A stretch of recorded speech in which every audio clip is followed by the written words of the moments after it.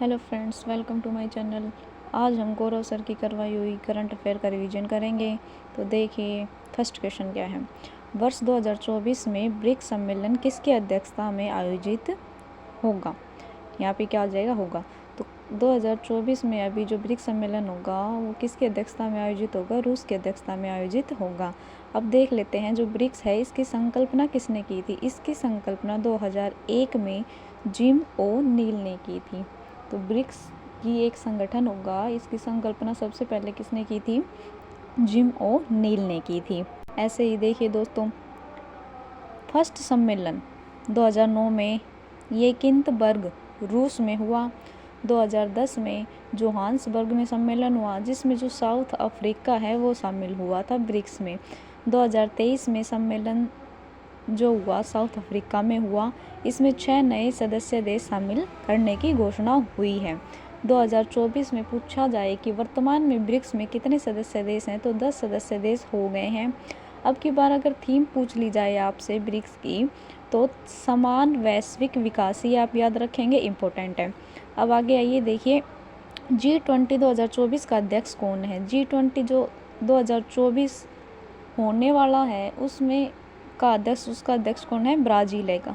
अब 2023 में इसकी अध्यक्षता किसने करी है, भारत ने करी है, आप सभी को पता होगा। अब देखिए, COP28 अभी हाल ही में कहाँ पर आयोजित हुआ, कहाँ पे हुआ है, यूएई में हुआ। अब देखिए, कॉमनवेल्थ गेम्स 2026 कहाँ पर होंगे, ऑस्ट्रेलिया में होंगे। 2024 में ओलंपिक कहाँ आयोजित होंगे, पेरिस में होंगे। शंघाई संगठन की अध्यक्षता 2023 में किसने की, ये की है इंडिया ने। तो दोस्तों ये हो गया अपना फर्स्ट क्वेश्चन, इसका रिवीजन अच्छे से होप हो गया होगा। आइए फ्रेंड्स, ये सेकंड क्वेश्चन देख लेते हैं। ये सेकंड क्वेश्चन क्या कहता है, हाल ही में चीन के सौदार्दी जहाज़ पर किसने प्रतिबंध लगाया है। अब देखिए, श्रीलंका ने लगा दिया है। इसमें क्या है, जो चीन के जो जहाज़ हैं, सौदार्दी का मतलब जो रिसर्च करते हैं कि समुद्र में गहराई में जो रिसर्च करते हैं, जो चीन का जहाज़ था वो श्रीलंका के एरिया में अपना काम करता था, इसलिए श्रीलंका ने क्या कर दिया है, इस पर प्रतिबंध लगा दिया गया है और बोल दिया गया है कि अगले 1 साल तक चीन का कोई जहाज़ वहाँ पे रिसर्च का वर्क नहीं कर पाएगा। ठीक है फ्रेंड्स, अब देखिए, मित्र शक्ति जो अभ्यास है वो किस किस के बीच होता है, वो भारत और श्रीलंका के बीच होता है, ये आप याद रखेंगे। भारत ने किसे हराकर एशिया कप जीता, तो भारत ने श्रीलंका को हराकर क्या जीता है, एशिया कप जीता है। और श्रीलंका से रिलेटेड जितनी भी नॉलेज आपके पास है वो आप कमेंट करें। आइए फ्रेंड्स, अगले क्वेश्चन देख लेते हैं। हाल ही में आईसीसी हॉल ऑफ फेम में शामिल डिसिल्वा किस देश के खिलाड़ी हैं, तो ये किस देश के खिलाड़ी हैं, श्रीलंका के हैं, याद रखिएगा। क्वेश्चन नंबर 3 देखिए दोस्तों, हाल ही में यूरोपियन निवेश बैंक की अध्यक्ष बनने वाली पहली महिला कौन है, तो ये कौन है, नादिया कैल्विनो है। ये कहाँ की रहने वाली हैं, स्पेन की ये रहने वाली हैं। अब देखिए दोस्तों, यूरोपियन निवेश बैंक है, इसकी स्थापना 1958 में जो रोम की संधि हुई थी उसी के अंतर्गत इसकी स्थापना होती है। इसका हेडक्वार्टर आपसे पूछा जाए तो इस बैंक का हेडक्वार्टर पहले सर्वप्रथम तो ये ब्रुसेल्स में था, लेकिन वर्तमान में यहाँ पे नहीं है। अब इसका हेडक्वार्टर कहाँ है, लग्जमबर्ग में है। और ये कहाँ पे है, वर्तमान में इसका हेडक्वार्टर यहाँ पे है। ठीक है, अब देखिए, न्यू डेवलपमेंट बैंक के नए अध्यक्ष कौन बने हैं, ये आपको याद होगा और इम्पोर्टेंट भी है। कौन है, डिल्मा रोसेफ जो ब्राज़ील की हैं। विश्व बैंक के नए अध्यक्ष कौन है, अजय बंगा है। यूएन महासभा की 78वें सत्र के अध्यक्ष कौन है, ये कौन है, डेनिस फ्रांसिस। कौन है, डेनिस फ्रांसिस हैं। आगे देखिए, हाल ही में MS स्वामीनाथन पुरस्कार किसे सम्मानित किया गया है, ये दोस्तों क्वेश्चन नंबर 4 क्या क्वेश्चन है, हाल ही में MS स्वामीनाथन पुरस्कार से किसे सम्मानित किया गया है, ये किया गया है प्रोफेसर BR कम्बोज को। प्रोफेसर BR कम्बोज जो वर्तमान समय में चौधरी चरण सिंह विश्वविद्यालय के कुलपति हैं। चौधरी चरण सिंह विश्वविद्यालय जो हरियाणा में है, हरियाणा के हिसार में है, इसकी स्थापना 1970 में हुई थी, ये भी दोस्त फ्रेंड्स आप याद रखिएगा। आगे देखिए, हरित क्रांति शब्द के प्रतिपादक कौन है। हरित क्रांति जो शब्द है इसके प्रतिपादक कौन है, विलियम गोड है। मतलब जो हरित क्रांति शब्द है ये किसने दिया है, तो ये दिया है विलियम गोड ने दिया है।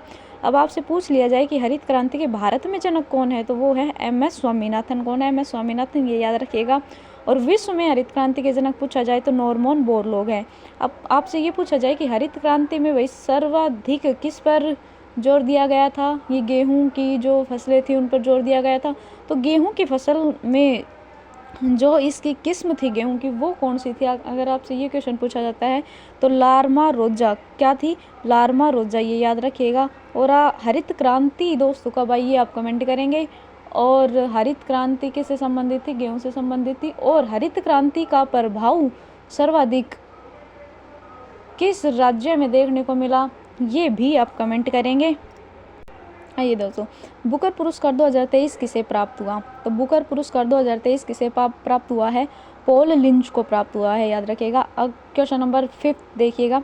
हाल ही में भारतीय राष्ट्रीय सहकारी डेयरी महासंघ के मुख्यालय की आधारशिला कहाँ रखी गई है?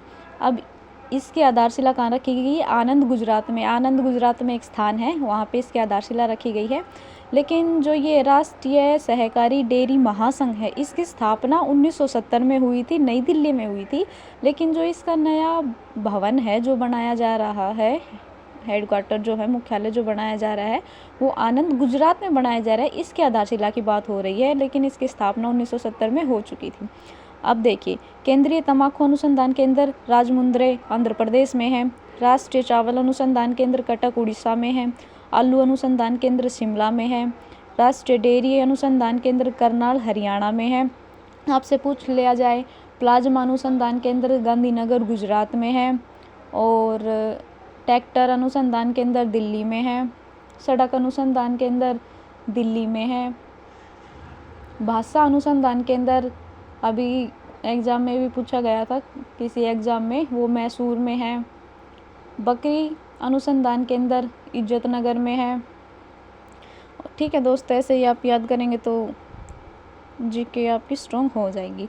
अब देखिए क्वेश्चन नंबर 6 पे जब हम आते हैं, हाल ही में पीएम विश्वकर्मा योजना लागू करने वाला पहला केंद्र शासित प्रदेश कौन सा है? पीएम विश्वकर्मा योजना जो अभी चर्चा में रही थी, ये केंद्र शासित प्रदेश की बात हुई है तो ये है जम्मू कश्मीर। इसकी जो शुरुआत हुई थी अभी 17 सितंबर 2023 को हुई थी। 17 सितंबर को इसलिए की गई थी क्योंकि 17 सितंबर को ही हमारे प्रधानमंत्री नरेंद्र मोदी जी का हैप्पी बर्थडे आता है, इसीलिए इसकी शुरुआत करी गई थी। ये राज्यों की जो स्थापना है, वर्ष है, ये हम याद रखेंगे। किसी एग्जाम में डायरेक्ट इनसे पूछ लिया जाता है तो आप देखेंगे कि नागालैंड की जो स्थापना है वो 1963 में हुई है। त्रिपुरा, मेघालय, मणिपुर की स्थापना 1972 में हुई है, तीनों की याद रखिएगा। हिमाचल प्रदेश की 1971 में हुई है। और बांग्लादेश भी कब आज़ाद हुआ है? 1971 में आज़ाद हुआ है। सिक्किम की जो स्थापना है वो 1975 में हुई है। और दोस्तों, नाथुला दर्रा भी कहाँ पे है? सिक्किम में है। गोवा की स्थापना जो है 1987 में हुई है। गोवा जो क्षेत्रफल में सबसे छोटा राज्य है, आप सभी को पता होगा, तो इसका क्षेत्रफल, जो गोवा का जो क्षेत्रफल है वो कितना है दोस्तों? 3702 किलोमीटर स्क्वायर, ये गोवा का क्षेत्रफल है, ये आप याद रखिएगा। अरुणाचल प्रदेश प्लस मिजोरम, इन दोनों की जो स्थापना है वो 1987 में हुई है। छत्तीसगढ़, झारखंड, उत्तराखंड, इन तीनों राज्यों की स्थापना सन 2000 में हुई है, ये आप इजी से याद रख पाएंगे। और तेलंगाना की स्थापना 2014 में याद हुई। जम्मू कश्मीर और लद्दाख यूटी कब बने हैं? ये आप याद रखिएगा, 31 अक्टूबर 2019 को बने हैं। आरोग्य श्री योजना अभी हाल ही में किस राज्य में शुरू की गई? तेलंगाना में। अमृत वृक्ष आंदोलन का संबंध किससे है दोस्तों? ये देखिए दोस्तों, शिल्प वेद के रचयिता कौन है? यहाँ पे शिल्प वेद के रचयिता पूछा गया है। शिल्प वेद के रचयिता विश्वकर्मा है। आयुर्वेद के रचयिता पतंजलि है। तो दोस्तों, जो हमारे वेद हैं, 4 वेद हैं, ऋग्वेद है, यजुर्वेद है, अथर्ववेद है और सामवेद है। आप इनके जो रचयिता हैं उनके अबाउट सर्च करें। अब देखिए क्वेश्चन नंबर 7, हाल ही में PLI मंजूरी प्राप्त करने वाली पहली भारतीय EV कंपनी कौन सी है? तो PLI की फुल फॉर्म यहाँ बता दी गई है, प्रोडक्शन लिंक्ड इनिशिएटिव है। और जो ये कंपनी है वो कौन सी है? ओला इलेक्ट्रिक। कौन सी कंपनी है? ओला इलेक्ट्रिक्स है। आगे देखिए, निर्धनता का दुष्चक्र की अवधारणा संबंधित है, ये नरकसे ने ये अवधारणा दी थी, इनसे ये संबंधित है, याद रखिएगा। कलकत्ता में भारतीय सांख्यिकी संस्थान की स्थापना किसने की है? PC महालनोबिस ने की है। जो पंचवर्षीय योजनाएं हम पढ़ते हैं उसमें जो दूसरी पंचवर्षीय योजना है वो किस मॉडल पर आधारित है? PC महालनोबिस मॉडल पर आधारित है। जो पहली पंचवर्षीय योजना है जो वो किस मॉडल पर आधारित है? वो हेराल्ड डोमर मॉडल पर आधारित है। संविधान सभा ने राष्ट्रीय गान कब अपनाया, ये आप सभी को पता होगा। 24 जनवरी 1950 को अपनाया गया है। राष्ट्रीय ध्वज कब अपनाया गया है? 22 जुलाई 1947 को राष्ट्रीय ध्वज अपनाया गया है। अब क्वेश्चन नंबर 8 देखिए, हाल ही में ई कॉमर्स ऐप ओप डोर किसने लॉन्च किया है? बिन्नी बंसल ने लॉन्च किया है। आगे देखिए, भारतीय संविधान के किस भाग में नगर पालिका के बारे में बताया गया है? तो भाग 9 में 9 के पार्ट ए में नगर पालिका के बारे में बताया गया। पंचायत का पूछे तो किस अनुच्छेद में बताया गया था? अनुच्छेद 40 में पंचायती राज के बारे में बताया गया है। पंचायत राज जो 3 भागों में डिवाइडेड है, अशोक मेहता समिति के अनुसार वो बनाया गया था। अब देखिए, रोल टैक्स 1919 किसके काल में लागू किया गया? चेम्सफोर्ड के काल में ये लागू किया गया था। क्वेश्चन नंबर 9 देखिए, हाल ही में स्थानीय निकाय संस्थानों की सेवाओं तक डिजिटल पहुंच के लिए के स्मार्ट परियोजना किसने लॉन्च की है? तो ये केरल ने लॉन्च की है। किसने लॉन्च की है? केरल ने लॉन्च की है। क्वेश्चन नंबर 10 देखिए दोस्तों, हाल ही में अंटार्कटिका में सबसे तेज सोलो स्कीइंग का रिकॉर्ड किसने बनाया है? तो ये हरप्रीत चंडी ने बनाया, जो अपने भारतीय मूल की हैं। ठीक है दोस्तों, 1 घंटे 30 मिनट की जो क्लास थी उसका रिवीजन हमने ओनली 10 से 11 मिनट में किया है। तो आपको वीडियो अच्छी लगी हो तो लाइक करें, कमेंट करें। Thank you.